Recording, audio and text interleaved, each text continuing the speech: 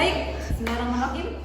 Assalamualaikum warahmatullahi wabarakatuh. Waalaikumsalam warahmatullahi wabarakatuh. Bagaimana kabarnya semua? Alhamdulillah. Sehat semuanya ya? Bahagia apa tidak? Bahagia. Nah, itu yang terpenting. Sehat tapi tidak bahagia kan juga menjadi sebuah kebaikan. Yang penting adalah bahagia. Oke, alhamdulillah pada kesempatan kali ini kita bisa bertemu kembali pada mata kuliah manajemen strategi. Hari ini adalah memasuki pertemuan yang ketiga dengan materi yang sudah sesuai dengan di RPS yang saya bagikan. Materinya adalah tahapan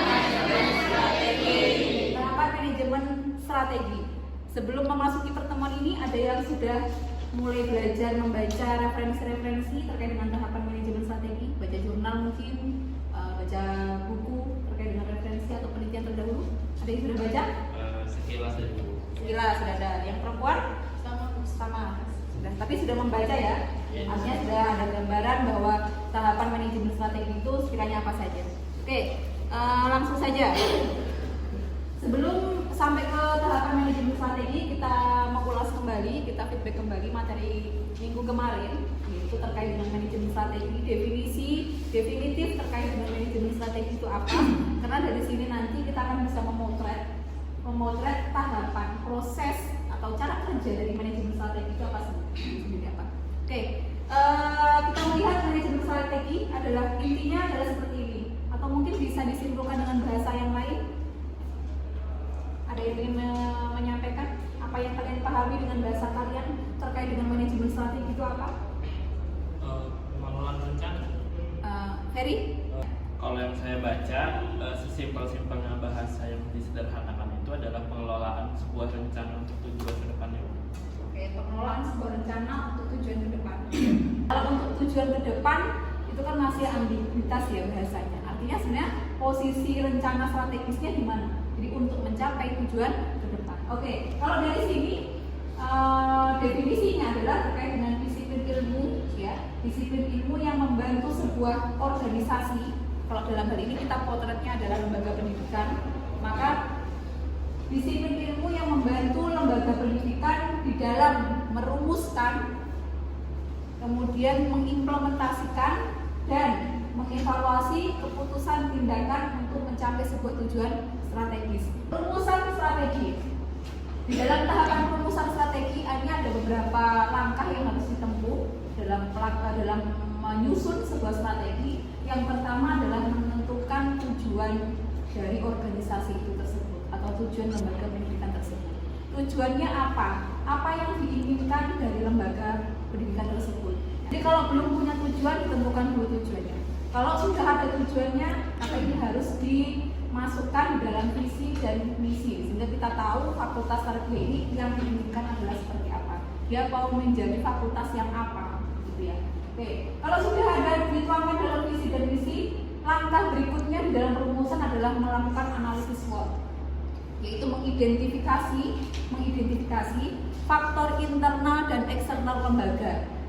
Mengidentifikasi faktor internal dan eksternal lembaga untuk nanti faktor-faktor ini dianalisis untuk memunculkan sebuah strategi yang dianggap paling tepat dan cermat untuk mencapai visi yang dituangkan tadi. Yang ketiga terkait dengan penelitian strategi tadi ya. Jadi kalau sudah SWOT maka nanti akan sangat mudah atau membantu dalam menyusun program itu dianggap program yang paling tepat untuk mencapai tujuan tadi. Kalau misalkan tidak melalui analisis SWOT, ya nanti mungkin akan ada program, tetapi programnya menjadi program yang biasa-biasa saja, yang itu tidak mendukung ketercapaian visi. Jadi kurang sinergis akhirnya. Ya, bisa dipahami ya? Oke. Nah, ke sini ya. Tadi ke SWOT ya. Nah, ke SWOT di analisis lingkungan internal ada yang saya katakan tadi ada kekuatan dan kelemahan, strength, kekuatan atau keunggulan yang sifatnya dari dalam. Berarti yang dimiliki organisasi atau yang dimiliki lembaga. Kalau kita potret di FTIK, kira-kira ada yang bisa menyebutkan selama kalian berinteraksi di Fakultas Tarbiyah di prodi MPI ini yang kalian rasakan? Saya untuk strength di FTIK ini menurut saya itu SDM-nya Bu, dosennya. Itu terkait dengan analisis lingkungan eksternal. Nah, ini terdiri dari dua, ada opportunities, ada threat. Opportunities dengan grade ini sebenarnya sifatnya hampir sama dengan strength dengan weakness ya.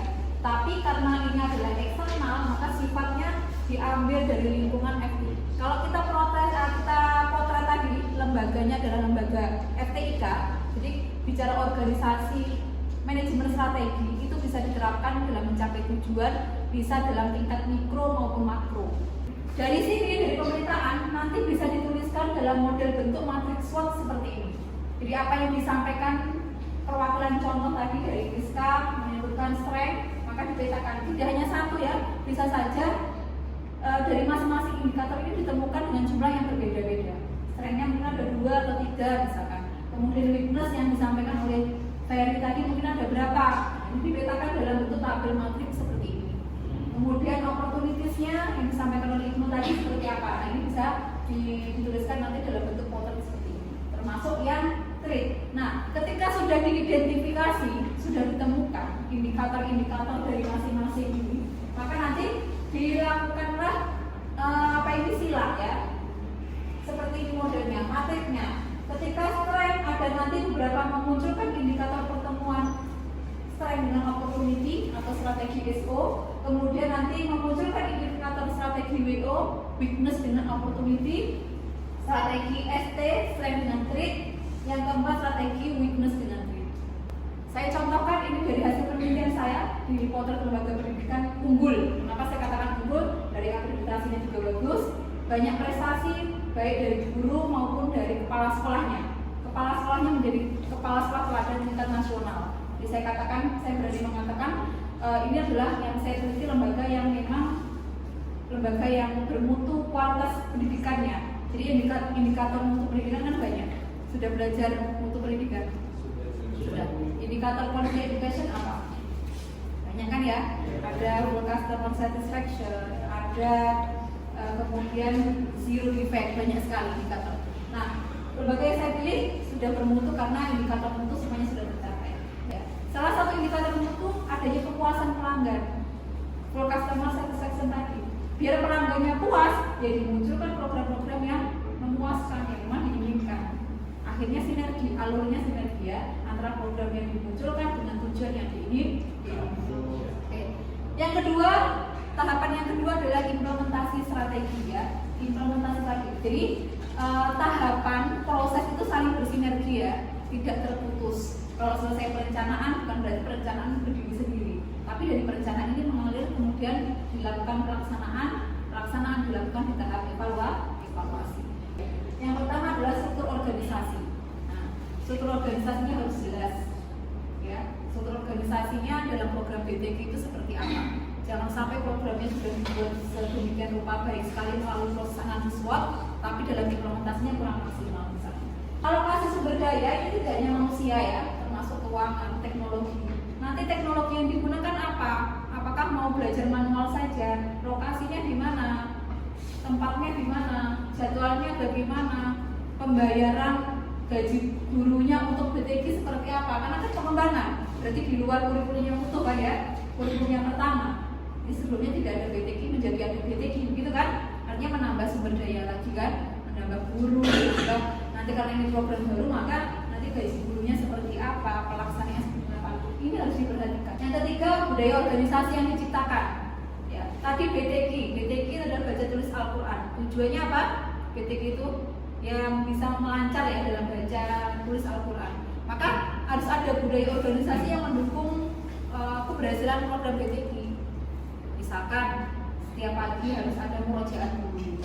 Ya, kalau hanya program itu saja diandalkan tapi budaya organisasinya tidak diciptakan, ya akan susah untuk mencapai tujuan yang diinginkan tadi. Maka budaya organisasinya juga harus sama-sama dibangun untuk mendukung program tersebut. Oke, lanjut. Terakhir adalah evaluasi strategi. Nah, di dalam evaluasi ada beberapa tahapan yang perlu diperhatikan. Ya, ketika evaluasi harus ada pengukuran. Namanya pengukuran itu berbeda dengan penilaian kan. Ada yang bisa menyebutkan bedanya pengukuran dengan penilaian? Kalau penilaian itu dia lebih ke skor sih kemarin itu. Nilai lebih kepada pengukuran lebih kepada skor, pengukuran bukan penilaian. Kalau penilaian lebih bisa deskriptif ya. Nilai diukur, setelah diukur nilainya seperti ini,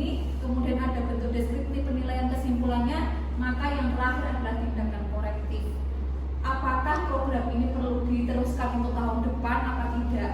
Bisa dipahami sampai sini? Semangat ya. Sudah bisa memahami gambaran dari pelaksanaan manajemen strategi ya. Di sini ada yang ditanyakan.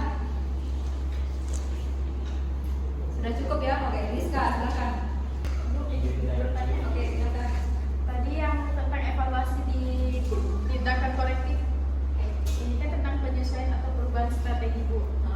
Nah, di situ saya mau tanya, jika implementasi strategi tidak sesuai dengan rencana awal, tindakan korektif seperti apa yang bisa kita Ya, dilihat ya. Kita implementasi tidak bisa dengan strategi yang dirumuskan di awal ya. Nah, ini perlu dikupas kembali ketidakcocokannya di bagian apa. Ya, dari program itu kita contohkan program ini tidak sesuainya di bagian apa. Apakah kemudian materi yang disampaikan tidak sesuai dengan yang diinginkan atau mungkin tidak sesuainya terkait dengan jadwal. Nah, itu perlu dilihat, perlu dipetakan lebih detail lagi ya. Sehingga kalau itu detail, maka tindakan korektifnya juga akan jelas ya. Tergantung nanti potret permasalahan dalam program itu seperti apa. Nah, itu akan bisa dilihat nanti. Ya, bisa dipahami ya. Sekarang sampai sini ya. Jadi korektif ini penting sekali loh ya, penting sekali. Jadi nanti apakah program perlu dilanjutkan apa tidak, atau kalau dilanjutkan tindakan korektif apa yang diberikan.